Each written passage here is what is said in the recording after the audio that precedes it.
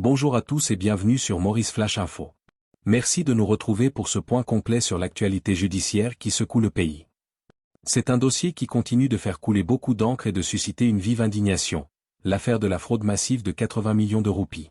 Aujourd'hui, tous les regards étaient tournés vers la Financial Crime Division de la Cour intermédiaire, où le box des accusés affichait complet. Parmi eux, une figure centrale, Chandra Deep, le fils de l'ancien commissaire de police, entouré de ses co-accusés Dharmendra Mulot, Sheikh Jani et Mohamed Molaboksh. Mais plus que les preuves, c'est l'attitude de la défense qui a mis le feu aux poudres ce mercredi.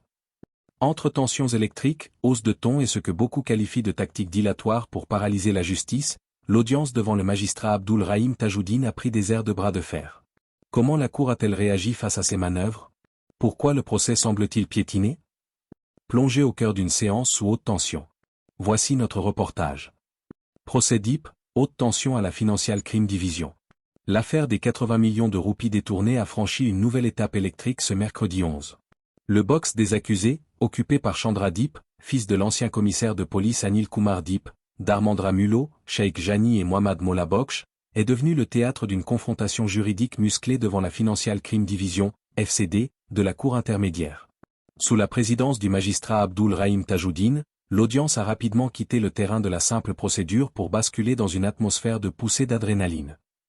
À l'exaspération face aux stratégies de la défense. Le cœur du débat ne portait pas encore sur le fond des preuves, mais sur la forme.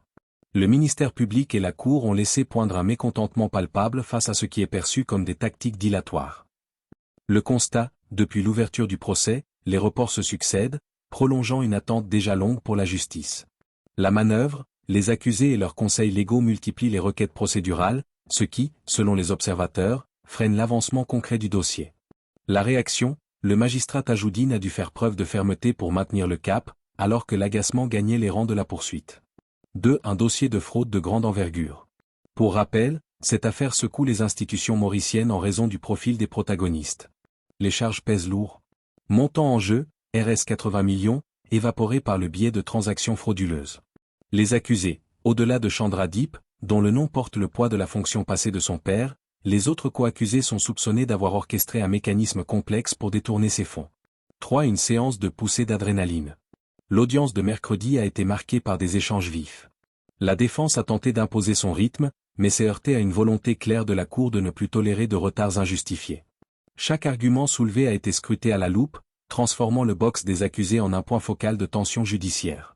Note de contexte, le fils de l'ex-CP Deep est particulièrement sous les projecteurs, car cette affaire est devenue, pour beaucoup, un test de l'impartialité de la justice face aux proches du pouvoir. Éléments. État actuel. Instance. Financial Crime Division, FCD. Magistrat. Abdul Rahim Tajoudine. Point de friction. Délais procéduraux et motions de la défense. Climat. Tendu, avec des rappels à l'ordre fréquents.